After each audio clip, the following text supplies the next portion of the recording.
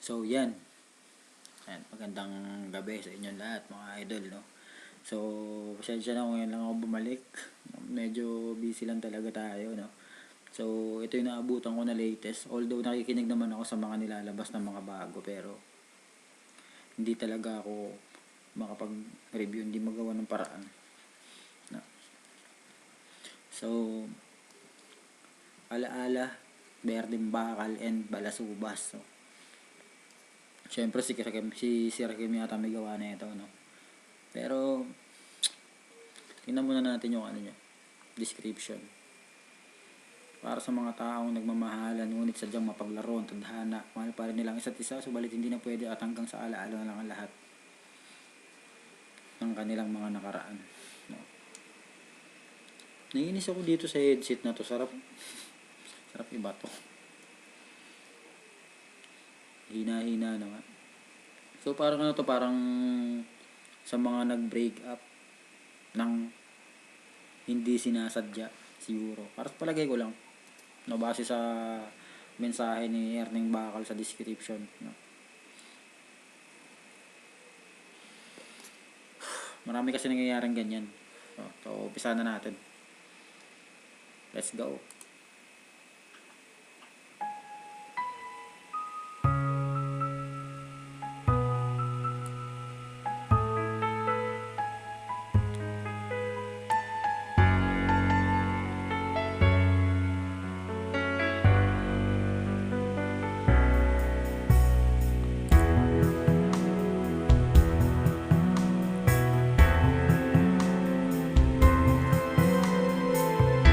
Naninilaw yung screen ko, no, sa gilid kasi yung obs ko nag full video encode, kaya doon ako nababad trip. Kaya sana baka may mga magagaling mag-edit dyan o magaling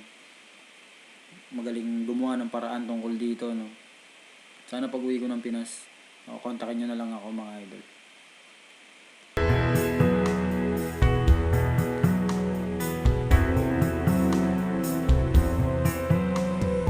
Paano ko may babalik ang nadaan?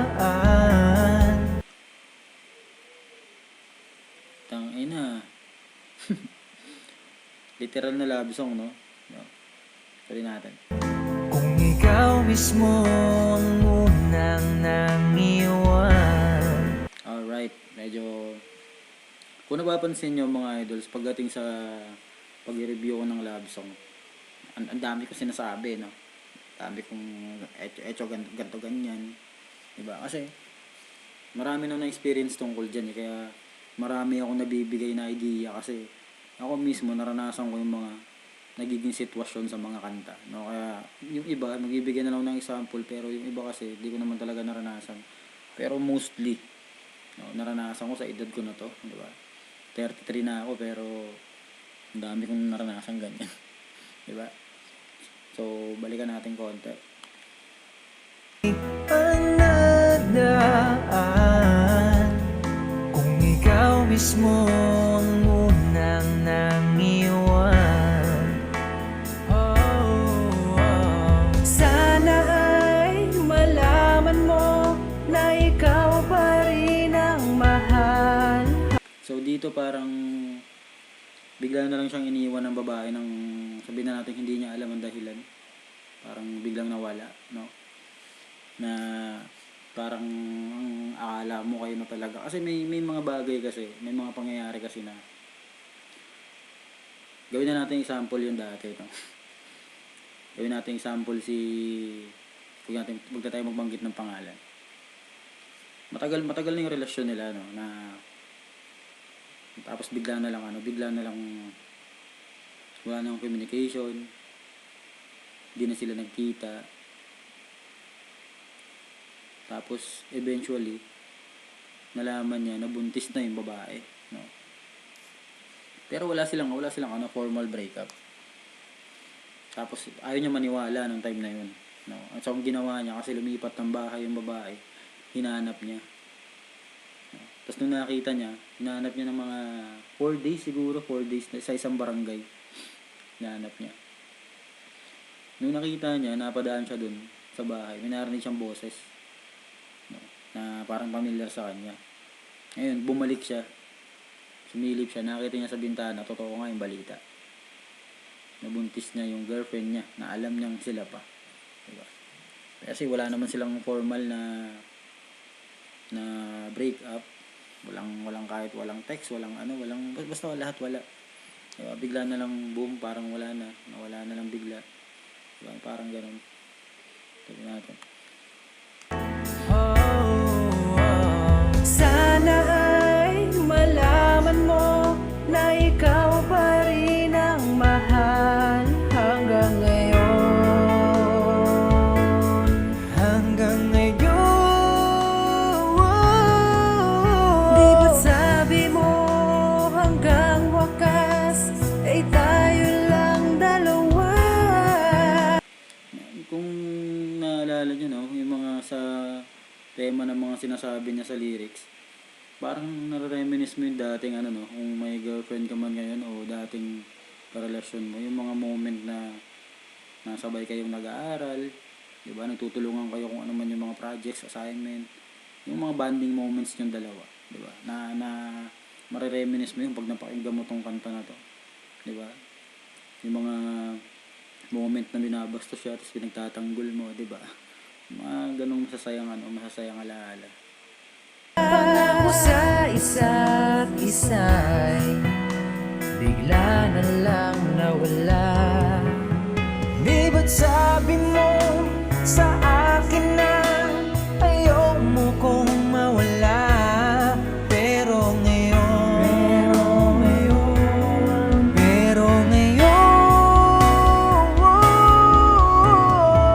So, ayun na yun. Yung kapag kasi nagsabi ka ng ayaw mong mawala yung isang tao, tapos nasa stage ka pa ng pag-aaral, no? Hindi yan para sa akin, hindi yan promising eh. Hindi yan parang dapat lang yan, inspirasyon, kumbaga. Hindi yan dapat yan dinidibdib mo na totoo, no? Kasi 70% yan hindi nagkakatotoo, diba?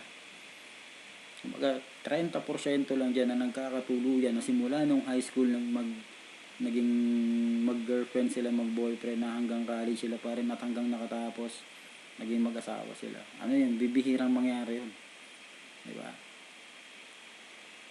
Tuloy natin, chorus na. Pero ngayon, sobrang tamis ng iyong mga halik. Sana'y pwedeng ibalik ang ating nakaraan. So dun na yun nagtatagpo yung yung pagsisisi tsaka pag-alala, diba? Na nagsisisi ka na bakit naging ganun kayo, diba? Na bakit biglang naging ganun. Alam mo yung parang bumaliktad bigla yung mundo, diba? Maraming napapariwara ba yung tawag dun sa mga biglang natutong mag-inom, natutong manigarilyo, natutong makipag-away kung kanino dahil sa sobrang sakit, no, na nararamdaman niya para lang makalimutan yung mga bagay na yun na hindi niya inaakala na biglang mawawala ng ganun lang, di ba? Na palaging sa alaala mo na lang babalikan kasi wala na eh, di ba? Yung pagmamay-ari mo dati hindi mo na pwedeng hawakan, di ba? Yung mga moment na ganyan talagang yan, masakit yan. Kaya credits dito kay kay Balasubas at Erning Bakal, no? Napakagaling gumawa ng kanta, sumulat, no? At nagtataka ako kasi nasa Dungalo siya. Ano ko yung palagay dito ni Sir Andrew, kasi parang parang hindi ko alam kung first time na may singer na rapper sa Dungalo. No, hindi nagkakamali. Sobrang nakakamiss, gusto ko mang maibalik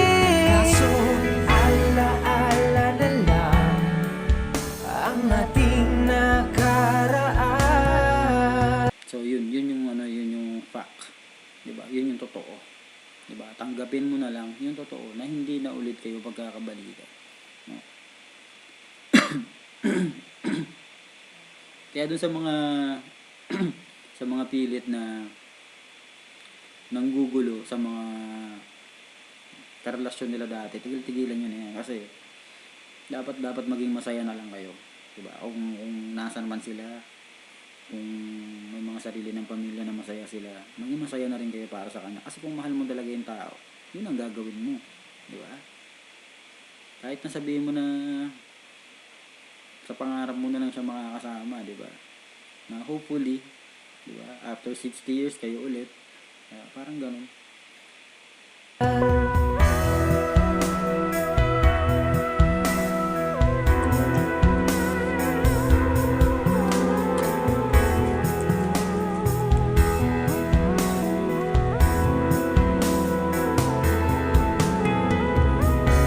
Ayos, ang Simpsons yung ano.